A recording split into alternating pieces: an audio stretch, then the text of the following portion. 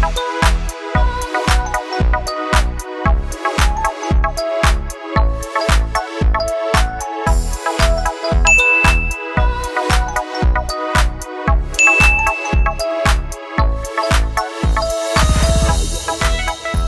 ayan, at paiba-iba na naman po yung weather dito sa ating location. Hello everyone, ito po si Charching ng Succulent Davao and welcome sa ating YouTube channel. And for today's video, so heto guys, at nakuha ko na po yung ating box ng halaman. So ito ay galing po sa ating seller na si Ma'am Saki Shopline by Len. Heto po yung order ko sa kanya na mga echeverias na matagal ko na pong hinintay dahil heto guys ay nasa wishlist ko po itong mga halaman na to kasi wala pa po ako nito sa ating munting garden. And then heto guys, binigyan po tayo ng free ng ating seller. So heto guys, yung ito siya ay kumuha po ako ng isa kasi napakaganda po ng ating Laura. Ayan, medyo malaki na po yung ating Laura dito sa ating munting garden. At okay po siya dito guys sa lowland. And then heto guys, yung hinihintay ko po yung ating Echeveria Lola. Ayan, ang ganda po ng ating Lola kasi meron na po siyang roots. Napakaganda po ng pagka-air dry ni Ma'am Len. And then kumuha po ako ng siguro mga dalawa. And then heto guys, yung to siya, hybrid lovely rose. Kumuha ko ulit ng lovely rose kasi yung lovely rose natin dito sa ating munting garden ay na-propagate ko po. And then isa lang po yung ating lovely rose, hybrid lovely rose. So ito guys, yung pangalawa nating Lola. So ayan, napakaganda po talaga ng Lola. Parang magkapariha sila ng rosette. And then heto guys, kumuha din po ako ng Green Smile ng rosette ng ni Echeveria Laura. 'Di ba napakita ko po sa inyo yung ating Binichum. So heto guys, yung kanyang kamukha. Ayan, si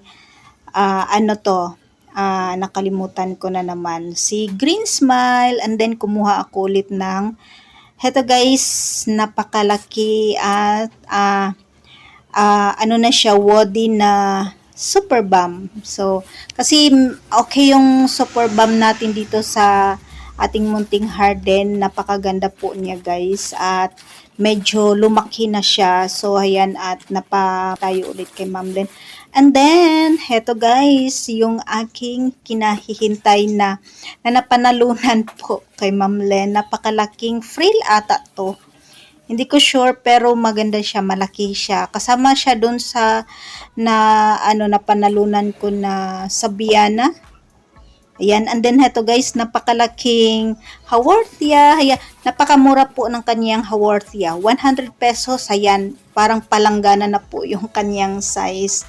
And then heto guys, at kumuha din ako, hindi ko pa sure yung ID, nakalimutan ko yung ID, pero kamukha po siya ni Echeveria Dusty Rose. So ayan, napakalaki niya po guys. So heto guys, bubuksan na po natin yung free ng ating seller na si Saki Shopline by Len. So heto guys, parang hindi ko sure yung ID nito, parang RZ or hindi ko sure kasi first time ko pong nakakita ng ganitong succulent. And then variegated moonstone ata to guys, or pakitoid.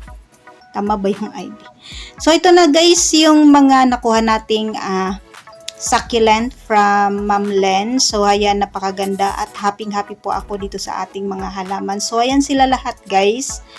Sobrang laki ng ating haworthia. And then yung ating free, napakaganda. Meron na po ang roots yung ating mga halaman. So bukas ay pwede ko na pong itanim yung ating mga halaman. So napaka shiny po ng ating green eyes. Then yung ating frill na napakalaki. Ayan, ito yung napanalunan ko po kay Ma'am Len. And then heto guys, yung kamukha ng ating Dusty Rose. Pero iba po siyang succulent, kaya kinuha ko po siya. Murang-mura ko lang po yan nakuha kay Ma'am Len. And then yung ating napakagandang Lola.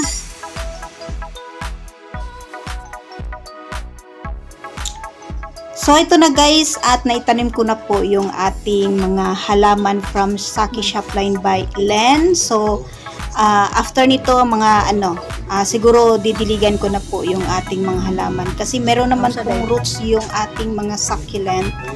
And then heto guys ay asubo ko na po kasi dapat hintayin natin silang magkaroon pa po ng roots bago po natin diligan yung ating mga halaman. Pero heto naman po sila guys ay meron na pong roots, so okay lang yan at pwede na po nating diligan itong ating mga halaman. So ayan guys, ito yung ating napakagandang green eyes. So ayan, ang ganda po ng kanyang kulay, dark siya, dark green or blue green yan.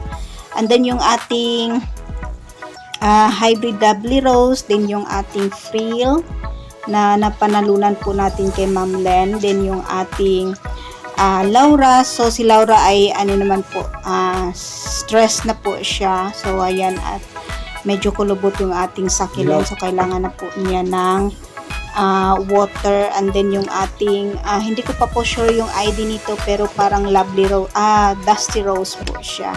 And then yung ating dalawang lola guys ay hindi ko po didiligan kasi okay naman po sila. And then parang sensitive po sa sobrang water yung ating mga lola. So heto lang sila yung ating bibigyan ng water.